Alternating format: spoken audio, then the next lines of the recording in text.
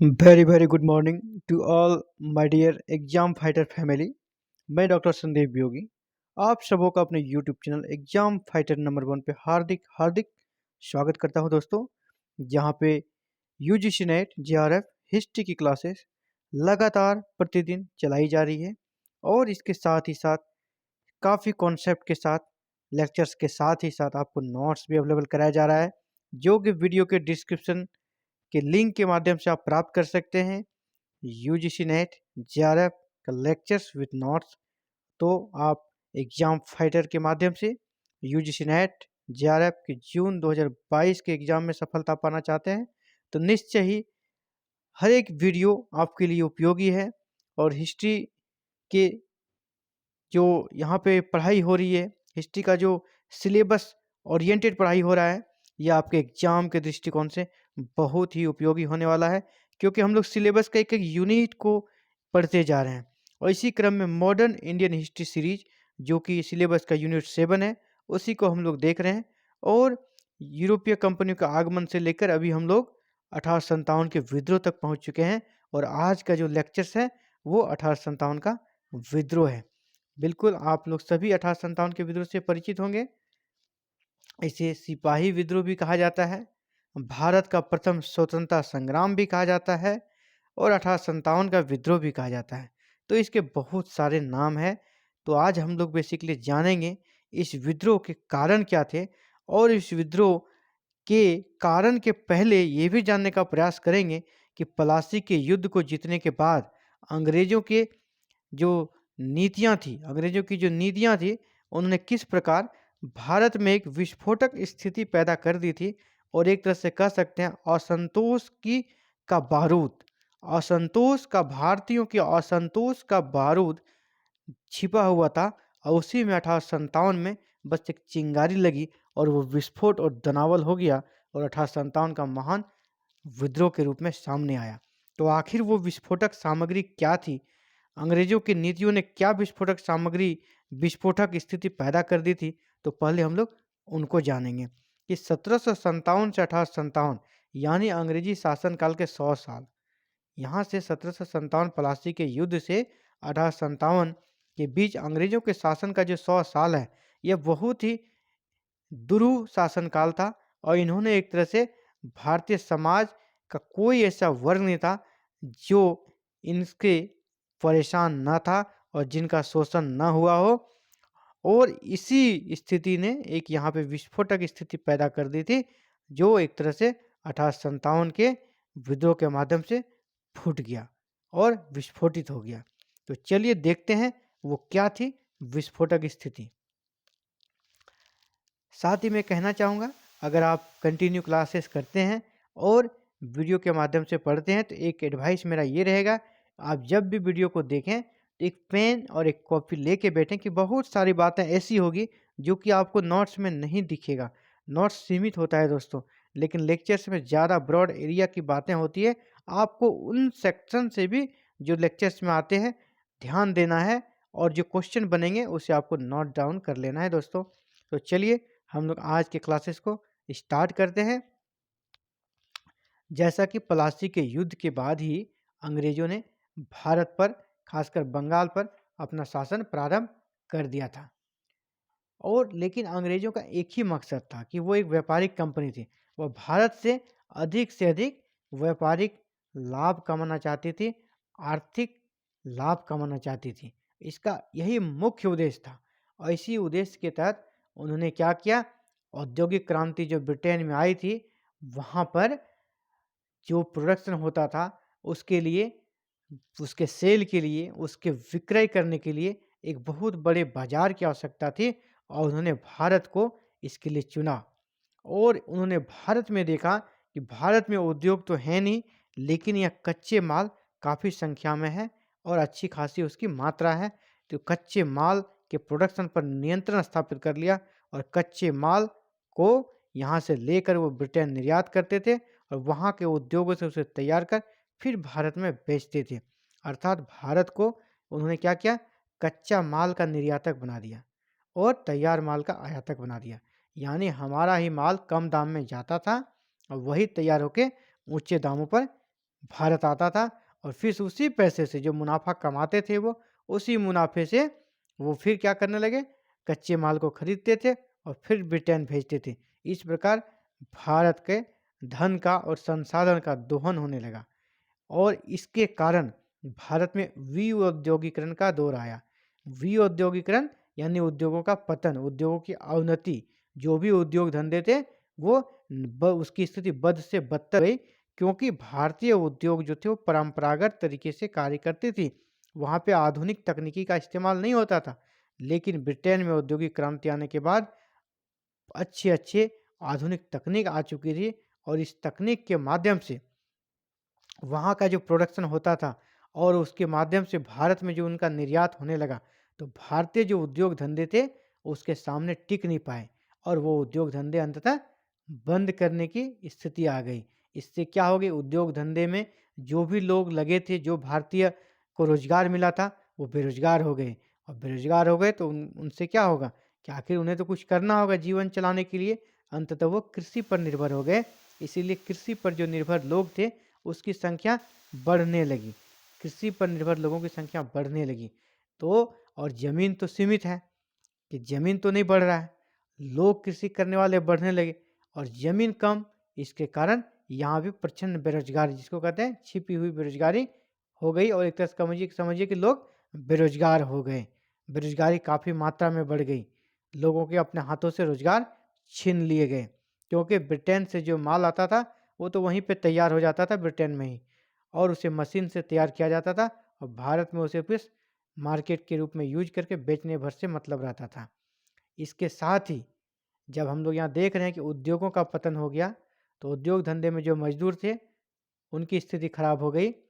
कृषि पर लोगों की निर्भरता बढ़ी, तो इस क्षेत्र में जो किसान थे उनको भी परेशानी हुई और ये भारतीय जमींदार और ब्रिटिश अधिकारियों ने मिलकर जिस प्रकार की भू राजस्व नीति चलाई, जो काफ़ी शोषणकारी थी, इसने किसानों की भी स्थिति को बद से बदतर बना दिया।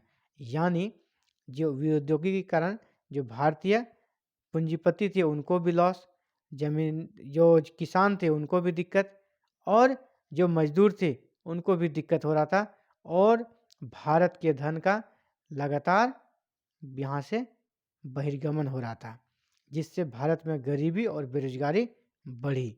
इसके साथ ही हम लोग ये भी देखते हैं कि अंग्रेजों ने अपने मुनाफे के लिए कि हमें किस चीज़ से ज़्यादा लाभ है, उन्होंने भारत में ज़बरदस्ती बढ़ावा दिया कृषि के वाणिज्यीकरण का। कृषि के वाणिज्यीकरण में बल दिया गया, जिसके तहत ऐसे फसलों का उत्पादन किया गया जिससे कि विदेशों में निर्यात कर अधिक से अधिक धन कमाया जा सके, अधिक से अधिक आर्थिक लाभ कमाया जा सके। और खाद्यान्न फसलों का जो उत्पादन होता था, चावल, गेहूँ, चना, इन सब पे पाबंदी लगा दी और नील, कपास, अफ़ीम, चाय, जूट, कॉफ़ी जैसे नगदी फसलों का, जिससे कि सीधा कैश आए, ऐसे फसलों का उत्पादन को कृषि के वाणिज्यीकरण के माध्यम से बढ़ावा दिया गया। क्यों? अधिक से अधिक इससे लाभ होता था, जिसकी विदेशों में ज़्यादा से ज़्यादा डिमांड थी। तो कृषि के वाणिज्यीकरण से दूसरा साइड इफेक्ट क्या हुआ? कृषि का वाणिज्यीकरण करने के लिए किसानों को मजबूर किया गया। अब किसान अपने खेतों में नील उगाने लगे, कपास उगाने लगे, अफ़ीम उगाने लगे, जूट उगाने लगे। इससे क्या हो गया? खाद्यान्न फसलों, खाद्य जो होता था खाने वाले फसल, चावल, गेहूँ, इन सब चीज़ों की कमी आ गई देश में और जिसके कारण देश में बहुत बार अकाल का भी देश को सामना करना पड़ा। और इस अकाल में जैसे कि 1770 के बंगाल के अकाल, जो कि इसे महाअकाल बोला जाता है, लगभग 1 करोड़ आबादी मर गई भूख से, क्योंकि खाद्यान्न अवेलेबल नहीं था। और जो खाद्यान्न अवेलेबल भी था तो ब्रिटिश अधिकारी उसे जमाखोरी के माध्यम से जमा करके रखे हुए थे, ताकि स्थिति और खराब हो और ज़्यादा से ज़्यादा दाम पर उसे विपरीत परिस्थिति में बेचकर मुनाफा कमाया जाए। ऐसी स्थिति थी जिसके कारण आम जन भी, जिसे कि पैकेट में मनी होने के बाद भी खाद्यान्न नहीं मिल पा रहा था, भोजन के लिए अन्न नहीं मिल पा रहा था, पैसा होने के बाद भी, क्योंकि मार्केट से उसे जमाखोरों ने जमा कर लिया था, अंग्रेज जमाखोरों ने उसे अपने पास जमा करके रखा हुआ था, जिसके कारण अकाल आई और अकाल से करोड़ों लोग देश में मर गए। इस कारण आम जनमानुस जो था वो भी परेशान था। अर्थात हम लोग देखते हैं कि ब्रिटिश शासनकाल का जो 100 साल है, इसने भारत के हर वर्ग को प्रभावित किया और सभी अंग्रेजों से परेशान थे, सभी अंग्रेजों से शोषित थे और प्रताड़ित थे। इसीलिए इस विस्फोटक स्थिति का काम होता है सैनिकों के द्वारा और इसमें चिंगारी लगाने का कार्य शुरू होता है बैरकपुर से और इसका सिलसिलेवार तरीके से और सबसे संगठित तरीके से जो आरंभ होता है वह है मेरठ से। तो इस पृष्ठभूमि में विद्रोह तो होना ही था और इसी पृष्ठभूमि में 10 मई 1857 को मेरठ से विद्रोह की शुरुआत हो जाती है और भारतीय सिपाहियों द्वारा विद्रोह प्रारंभ कर दिया जाता है। तो ये इसी हम लोग देख रहे थे संक्षिप्त में 1857 के विद्रोह के पहले की क्या पृष्ठभूमि थी। तो इसके बाद हम लोग देखेंगे 1857 के विद्रोह के प्रमुख कारण क्या थे और इस कारण के को हम लोग डिटेल में जानेंगे अब। लेकिन उसको जानने से पहले हम लोग ये देखने का प्रयास करेंगे 10 मई 1857 को जो विद्रोह हुआ इसका प्रसार मेरठ से आखिर कहाँ हुआ, किन भारतीय क्षेत्रों में इनका प्रसार देखा गया। तो हम लोग यहाँ इंडिया का मैप है, इसके माध्यम से समझ सकते हैं। विद्रोह की सबसे पहली शुरुआत बैरकपुर से हुई थी, जिसे हम लोग आगे देखेंगे, जो कि वेस्ट बंगाल में है, कलकत्ता के पास ही है बैरकपुर। बैरकपुर इसके बाद मेरठ में हो गई यहाँ पे। फिर मेरठ से सैनिक आ गए दिल्ली, इसके बाद कानपुर, कानपुर फिर लखनऊ, फिर झांसी, इसी तरह आरा, बनारस, आजमगढ़, इलाहाबाद, ये सारे क्षेत्र थे जहाँ के विद्रोह का काफ़ी ज़्यादा और तेज़ी से प्रसार हुआ। और हम लोग देख सकते हैं मैप के माध्यम से विद्रोह का जो मुख्यतः प्रसार हुआ है वो उत्तर भारत का ही इलाका है और उत्तर में भी उत्तर पूर्व का इलाका है। पश्चिमी भाग इस विद्रोह से अछूता रहा भारत का। इसके साथ ही साथ दक्षिण भारत ये एरिया और ये एरिया पूर्णतः अधूरा रहा, यहाँ विद्रोह नहीं हुआ, यहाँ भी विद्रोह नहीं हुआ। इसके अलावा हम लोग आगे देखेंगे शिक्षित भारतीय भी इस विद्रोह में तटस्थ रहे। तो हम लोग आगे बढ़ते हैं और देखते हैं इस विद्रोह के मूलभूत कारण क्या थे और उन कारणों को हम लोग डिटेल में पढ़ेंगे और पूरा होने के बाद फिर हम लोग एक बार देखेंगे इससे क्या क्या ऑब्जेक्टिव क्वेश्चन बन सकते हैं। तो विद्रोह के कारणों को विभिन्न वर्गों में बांटकर हम लोग देख सकते हैं। सबसे पहला है राजनीतिक कारण। राजनीतिक कारण क्या था विद्रोह का? तो राजनीतिक कारणों में सबसे जो महत्वपूर्ण कारण था लॉर्ड डलहौजी की हड़प नीति, जिसे व्यपगत का सिद्धांत या डॉक्ट्राइन ऑफ लैप्स भी बोला जाता है। डॉक्ट्राइन ऑफ लैप्स, व्यपगत का सिद्धांत या हड़प नीति, ये काफ़ी बार पूछा गया किसकी नीति थी, तो लॉर्ड डलहौजी की नीति थी। इसके तहत उन्होंने क्या किया, भारत के बहुत से देशी रियासतों को ब्रिटिश प्रांत के अधीन कर दिया गया और ब्रिटिश प्रांत के अधीन करने के लिए उन्होंने क्या एक सिद्धांत दिया कि अब जो भारतीय राजा हैं वो दत्तक पुत्र, गोद लिया हुआ पुत्र को अपना उत्तराधिकारी नियुक्त नहीं कर सकते हैं और उसे वैध उत्तराधिकारी नहीं माना, और जबकि पहले ऐसा नहीं था। इसके कारण बहुत सारे राज्यों को डलहौजी ने हड़प की नीति के तहत हड़प लिया और ब्रिटिश प्रांतों में शामिल कर लिया। और इसमें सबसे पहला जो राज्य था वो सतारा था, जिसे 1848 में महाराष्ट्र के सतारा को 1848 में ब्रिटिश प्रांत में शामिल कर लिया गया। इसी तरह जेतपुर और संभलपुर को भी 1849 में शामिल किया। बघाट 1850, उदयपुर 1852 में, झांसी लक्ष्मीबाई झांसी 1853 में, नागपुर 1854 में, करौली 1855 में और अवध 1856 में। ये सारे जो है बहुत इंपॉर्टेंट है। किसका विलय कब किया गया, इसे आप लोग इसे एकदम बिल्कुल अच्छे से याद रखेंगे कि सबसे पहला विलय किसका किया गया, तो सतारा का 1848 में। 1849 में किसका किया गया, दो राज्यों का, जेतपुर और संभलपुर। बघाट 1850, उदयपुर 1852, झांसी 1853, नागपुर 1854, करौली 1855 और अवध 1856। इसके साथ ही हम लोग यहाँ पे एक देखें करौली। करौली का जो विलय किया गया था, इसका काफ़ी विरोध हुआ और अंततः इसके विलय को अस्वीकार भी कर दिया गया था। अवध अवध का जो विलय किया गया था, ये दत्तक पुत्र वाला मैटर यहाँ पे नहीं बन रहा था। ये सारे राज्यों का जो विलय किया गया इसके बाद जो भी है तो उनमें से कि दत्तक पुत्र का मामला था, लेकिन अवध में भी ऐसा मामला नहीं था और करौली में भी ऐसा मामला नहीं था। लेकिन करौली का भी किया गया था, लेकिन करौली का अंततः बाद में इसे खत्म कर दिया गया। लेकिन अवध का विलय कर लिया गया ज़बरदस्ती, जबकि वहाँ उत्तराधिकार संबंधी कोई समस्या थी नहीं और दत्तक पुत्र का भी मामला नहीं था। इसको कुप्रशासन, मतलब शासन अच्छा नहीं है, जनता खुश नहीं है, इसलिए अवध का भी विलय कर लिया गया। राजनीतिक कारणों में पहला था डलहौजी की हड़प नीति। इसके बाद अगर दूसरा कारण देखा जाए वो लॉर्ड वेलेस्ली की सहायक संधि। लॉर्ड वेलेस्ली की सहायक संधि का भी महत्वपूर्ण योगदान था। लॉर्ड वेलेस्ली जो भारत के गवर्नर जनरल बनकर 1798 में आए थे, इन्होंने सहायक संधि के अनुसार भारतीय राज्यों को और भारतीय राजाओं को ये एक तरह से प्रस्ताव देते थे एक संधि का, जिसके तहत उसे क्या करना पड़ता था, कंपनी की सेना रखनी पड़ती थी। और इस संधि के तहत क्या हो गया, राजाओं की स्वतंत्रता समाप्त होने लगी, क्योंकि जब कंपनी की सेना आप रखने लगेंगे और अपनी सेना को खत्म कर देंगे, तो जब सेना दूसरे की रहेगी तो वो तो उसी के इशारे पर चलेगी, तो सेना कंपनी के इशारे पर चलती थी और राजा को अपने गिरफ्त में ले लेती थी और राजा को हमेशा डराते रहते थे।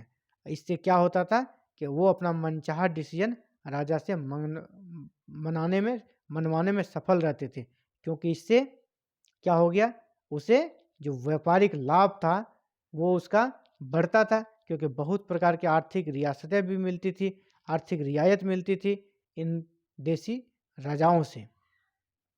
तो सहायक संधि के माध्यम से बहुत सारे राज्यों पर प्रेशर पड़ा, जिसमें सबसे पहले हैदराबाद 1798, मैसूर 1799, अवध 1801।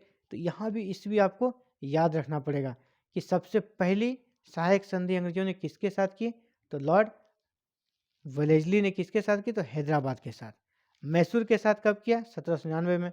अवध के साथ कब किया, 1801 में। ये सारे क्वेश्चन आते हैं दोस्तों। इसके साथ ही राजनीतिक कारणों में अगर और भी बात करें तो वह है नाना साहब का पेंशन बंद कर दिया, ये भी राजनीतिक कारणों में था, क्योंकि नाना साहब के जो पिताजी थे बाजीराव द्वितीय, नाना साहब उनके दत्तक पुत्र थे बाजीराव द्वितीय के, तो नाना साहब को पेंशन मिलता था। तो नाना साहब को जो पेंशन मिलता था उसके पुत्र को भी मिलना था, दत्तक पुत्र थे, तो दत्तक पुत्र को अंग्रेजों ने नहीं वैलिड दिया और नाना साहब का पेंशन बंद कर दिया। तो इसे भी इन्होंने एक मुद्दा बनाया और कानपुर से इन्होंने विद्रोह का नेतृत्व किया। इसी के साथ ही हम लोग यहाँ पे अवध और करौली, ये जो दो मैटर है, इसे आप लोग विशेष तरीके से याद रखेंगे, क्योंकि इनका केस थोड़ा अलग था। बाद बाकी का था दत्तक पुत्र वाला, लेकिन करौली और अवध का अलग है, इसलिए ये इम्पोर्टेंट है। और करौली का विलय जो हुआ था, इसे फिर बाद में कैंसिल कर दिया गया था और इसलिए लौटाना भी पड़ा। डलहौजी ने विलय कर लिया था, लेकिन जब बोर्ड ऑफ कंट्रोल ने इसको वैलिड नहीं माना, इसको फिर डलहौजी को लौटाना पड़ा था करौली को। तो करौली को याद रखेंगे, कौन सा ऐसा क्षेत्र है जिसे डलहौजी ने विलय कर लिया था लेकिन फिर से उसे वापस करना पड़ा, तो वो हमारा करौली था। इसी प्रकार अवध में भी, जब अवध में भी ये जो बोलते हैं कि दत्तक पुत्र का केस नहीं बना, तो वहाँ के जो रेजिडेंट थे, वहाँ के रेजिडेंट से डलहौजी ने ये रिपोर्ट मांगा कि आप एक रिपोर्ट बना दीजिए। जो उसमें रेजिडेंट थे स्लीमैन थे, अवध के रेजिमेंट स्लीमैन से डलहौजी ने ये रिपोर्ट मांगा कि आप लिख कर दे दें, अवध में कुप्रथा कुशासन चल रहा है, यहाँ के जो शासक हैं वो प्रशासन चलाने में अक्षम है, आप लिख के दे दीजिए और वहाँ काफ़ी कुप्रशासन चल रहा है, तो आपको लिख के देना है। लेकिन स्लीमैन ने देने से इनकार कर दिया। तो स्लीमैन जो थे अवध के रेजिडेंट, उसे पद से हटा दिया गया और आउटरम नए रेजिडेंट बनाए गए अवध के लिए। और आउटरम ने अपना जो प्रस्ताव था उसमें लिख के दे दिया, हाँ बिल्कुल अवध में शासन कानून के अनुसार नहीं चल रहा है और यहाँ बहुत ही कुशासन व्यवस्था चल रही है, और इसके कारण फिर अवध का विलय कर लिया गया। और उसको अब कुप्रथा कुशासन के आधार पर अवध का विलय कर लिया गया। लेकिन अंततः आउटरम को भी पद से हटा दिया गया और विलय के बाद अवध का जो रेजिडेंट था सर हेनरी लॉरेंस को बनाया गया। तो आपसे यहाँ पे क्वेश्चन ये बन सकता है, अवध के विलय के संबंध में कुशासन का आरोप लगाकर प्रस्ताव देने के लिए डलहौजी ने किसे कहा था? तो स्लीमैन को कहा था, लेकिन उन्हें इनकार कर दिया। स्लीमैन के इनकार करने के बाद किसे अगला रेजिडेंट बनाया गया? आउटरम। आउटरम ने दे दिया रिपोर्ट में, हाँ यहाँ पे कुशासन है, आप इसे ब्रिटिश प्रांत में शामिल कर लीजिए। इसी प्रकार जब आउटरम ने रिपोर्ट दे दिया और अवध का विलय हो गया तो अवध में फिर से रेजिडेंट नियुक्त किया गया और पहले रेजिडेंट कौन बने? Henry Lawrence. चलिए ये थे राजनीतिक कारण। हम लोग देखेंगे प्रशासनिक कारणों में क्या क्या मुख्य कारण थे। तो प्रशासनिक कारणों में सबसे पहला, प्रशासन के उच्च पद अंग्रेजों के लिए आरक्षित तथा भारतीयों के साथ भेदभाव। बिल्कुल प्रशासन में जितने भी बड़े बड़े पद थे वो अंग्रेज अधिकारियों के लिए आरक्षित कर दिए गए थे। जितने बड़े बड़े पद थे वहाँ सिर्फ अंग्रेज ही उस पद पे रह सकते हैं। उन उच्च पदों के लिए भारतीयों को अयोग्य समझा जाता था। इससे भी भारतीय क्षुब्ध थे और भारतीयों के मन में आक्रोश का भाव था, आखिर हमको इतना अयोग्य ये लोग क्यों समझ रहे हैं, हमारे साथ इतना भेदभाव क्यों हो रहा है।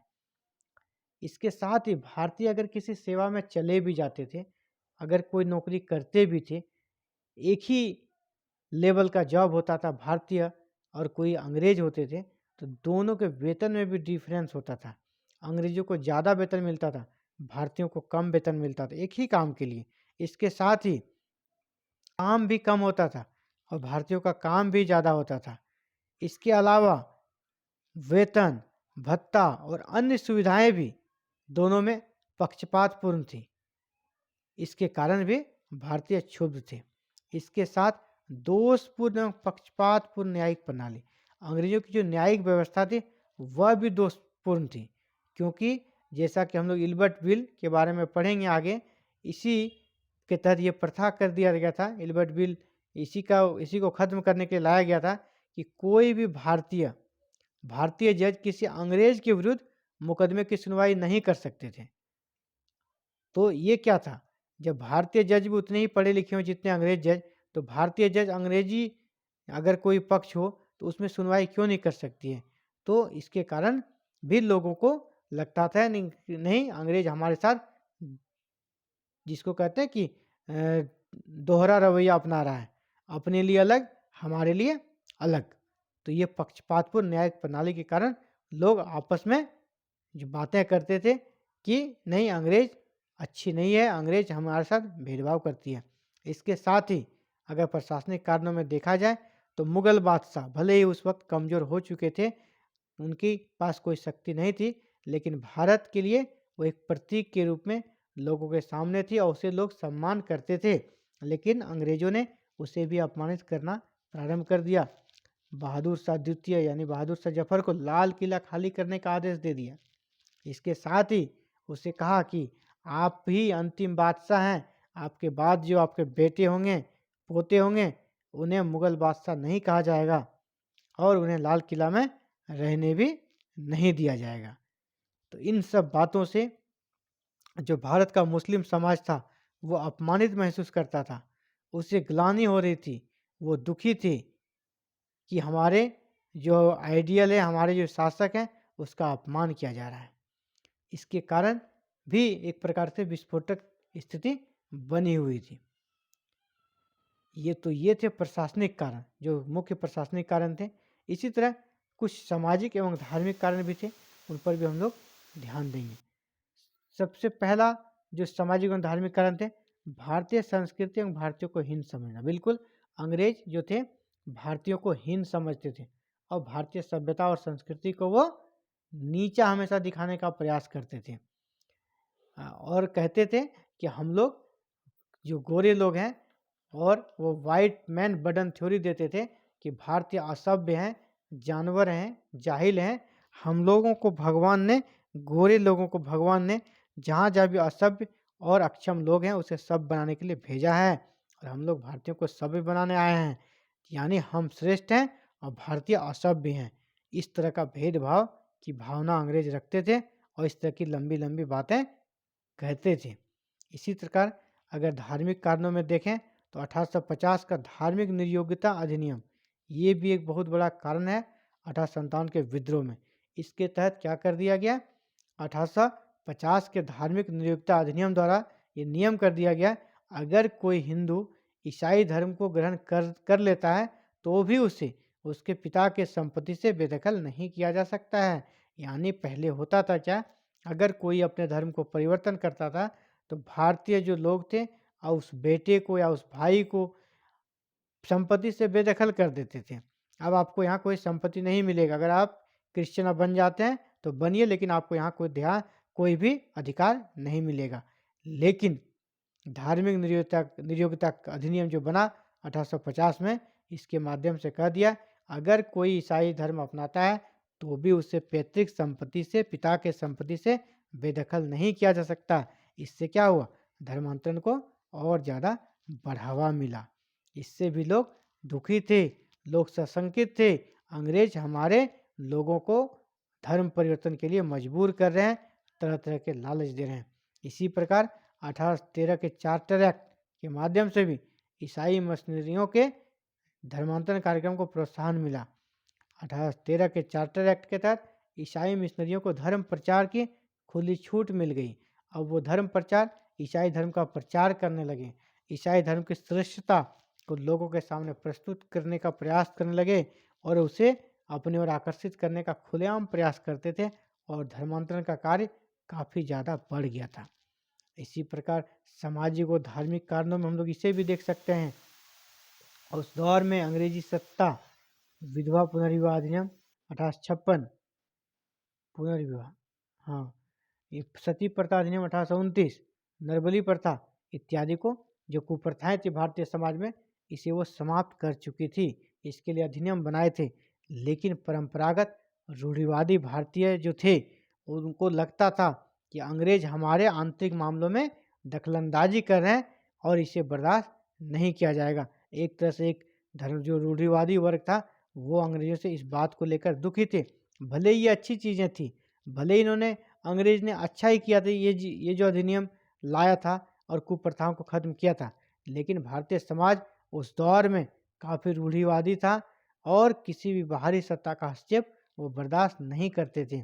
इसीलिए उनके अंदर भी, उस वर्ग के अंदर भी, रूढ़िवादी भारतीय समाज के अंतर्गत भी अंग्रेजों के प्रति आक्रोश की भावना थी और उन्होंने भी 1857 के विद्रोह में भाग लिया और अंग्रेजों को भारत से भगाने का एक अपना 100% प्रयास किया। इसी के साथ ही सामाजिक धार्मिक कारण को हम लोग देख चुके हैं। अब देखते हैं कुछ आर्थिक कारण क्या थे। 1857 के विद्रोह के जो आर्थिक कारण थे उस पर हम लोग ध्यान देते हैं।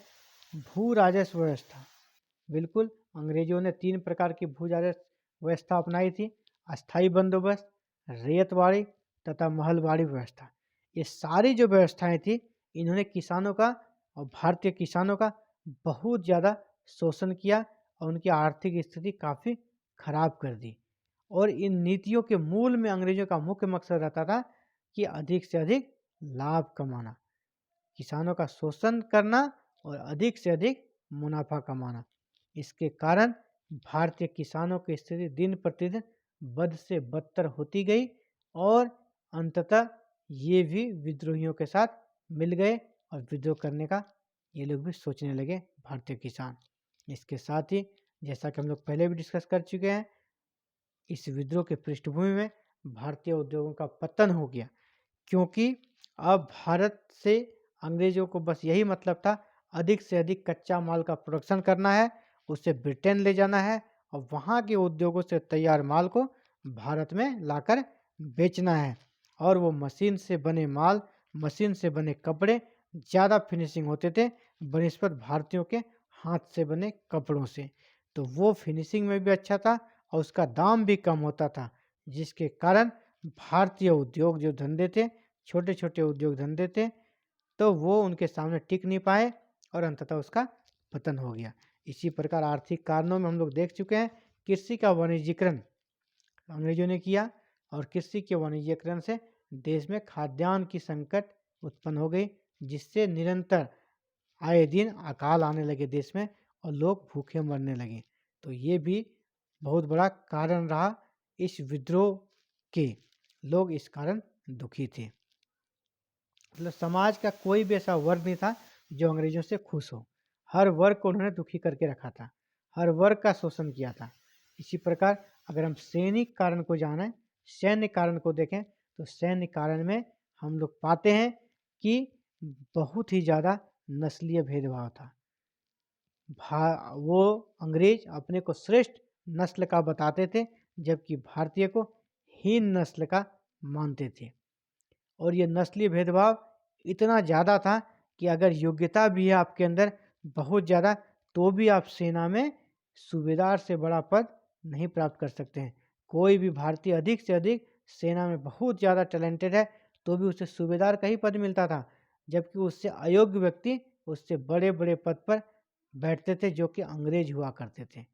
और इसके साथ ही सेना में भारतीय सैनिकों के साथ दुर्व्यवहार किया जाता था, भेदभाव किया जाता था।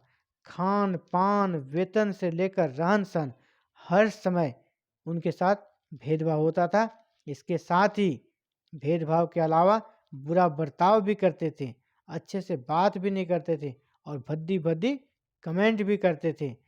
कभी नस्ल को लेकर, कभी जाति को लेकर कभी काले और गोरे को लेकर। तो बहुत तरह के परिस्थितियों से भारतीय सैनिकों को जॉब करना पड़ता था मजबूरी में, लेकिन अंदर से वो आक्रोशित हुआ करते थे। इसी प्रकार सैनिकों के लिए सामान्य सेवा भर्ती अधिनियम 1856 लाया गया और समुद्र पार सेवा को भी अनिवार्य कर दिया गया।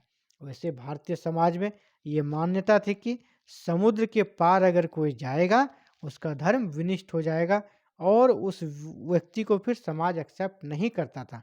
लेकिन सामान्य सेवा भर्ती अधिनियम 1856 अंग्रेजों ने बना दिया और इसके तहत ये नियम कर दिया कि अब अंग्रेज अधिकारी जब चाहे, जहाँ चाहे सैनिकों को नौकरी के लिए भेज सकती है और उसे जाना होगा। कभी अगर समुद्र के पार भी जाना पड़े तो नो प्रॉब्लम, समुद्र के पार भी उसे जाकर नौकरी करनी होगी। तो इससे क्या हो गया, भारतीय जो थोड़े सेंसिटिव होते थे, उनके मन में अंग्रेजों के प्रति नफरत और अलगाव की भावना उत्पन्न हो गई, क्योंकि उसे लगता था कि अंग्रेज हमारी भावनाओं का अब कदर नहीं करने लगे हैं और हमारे साथ जबरदस्ती किया जा रहा है और इसीलिए नए नए नियम बनाकर हम पर लाद दिया जा रहा है। इसी तरह डाकघर अधिनियम 1854, पहले डाक सुविधा सैनिकों के लिए मुफ्त हुआ करती थी, लेकिन 1854 के डाक अधिनियम के माध्यम से ये प्रावधान कर दिया गया कि अब सैनिकों को भी अपने पत्रों पर स्टंप लगाना होगा, यानी उसे भी टैक्स देना होगा, उसे भी डाक सुविधा प्राप्त करने के लिए पैसे खर्च करने होंगे। इसके कारण सैनिकों में काफ़ी आक्रोश था। एक तो नस्लीय भेदभाव था, दूसरा ऊंचा पद नहीं मिल पाता था, समुद्र पार जाने के लिए अनिवार्य कर दिया गया और डाकघर अधिनियम के माध्यम से डाक सुविधा जो मिली थी मुफ्त में, वो भी समाप्त कर दी गई।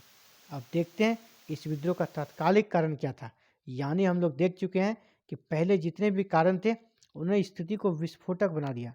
मतलब भारतीय परिस्थितियों में विस्फोटक सामग्री मौजूद थी, विस्फोटक सामग्री मौजूद थी, बस जरूरत था उसमें एक माचिस का तिल्ली लगाने का, आग लगाने का, और उसे आग लगाने का काम किया। इसे तात्कालिक कारण है।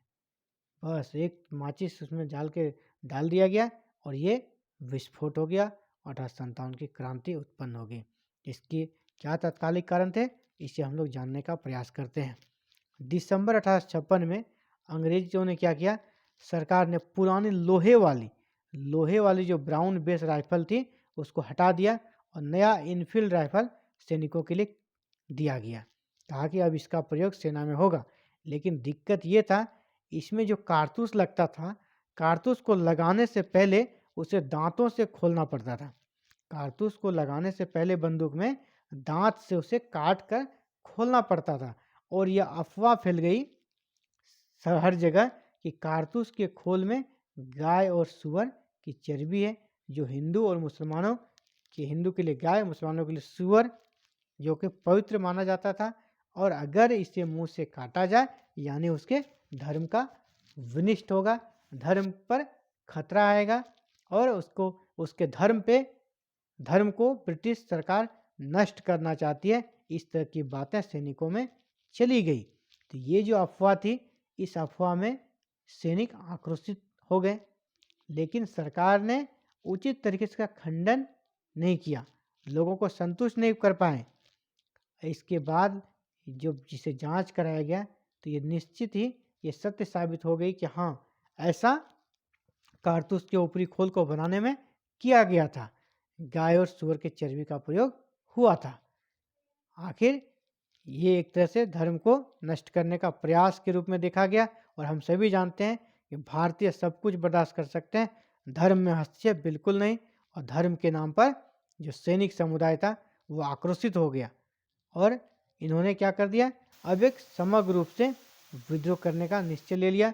और इसी क्रम में 29 मार्च 1857 को जब अंग्रेज सैनिकों को लग गया उसके धर्म को नष्ट करने का प्रयास किया जा रहा है और जब वो कारतूस का प्रयोग करने से इनकार कर देते हैं तो उसे जोर ज़बरदस्ती से उसे कारतूस का प्रयोग करने के लिए प्रताड़ित किया जाता है। इसी क्रम में सबसे पहली बार 29 मार्च 1857 को बंगाल के बैरकपुर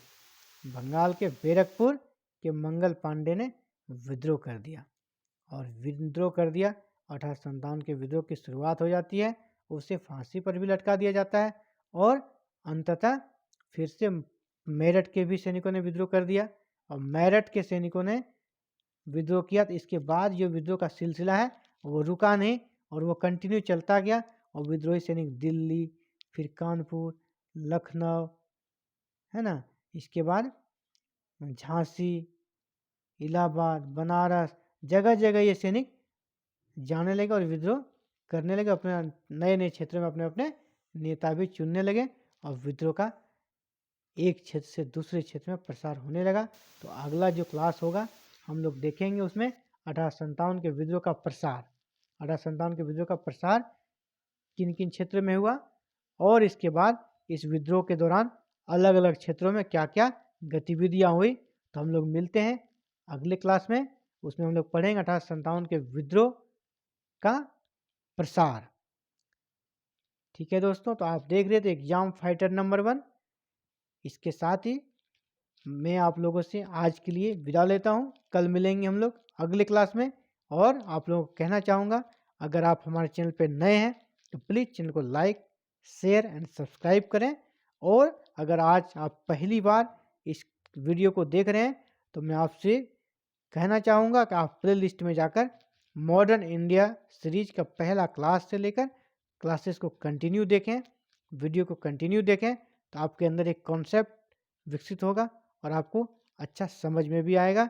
इसी के साथ आप लोगों से विदा लेता हूँ। जय हिंद, जय भारत।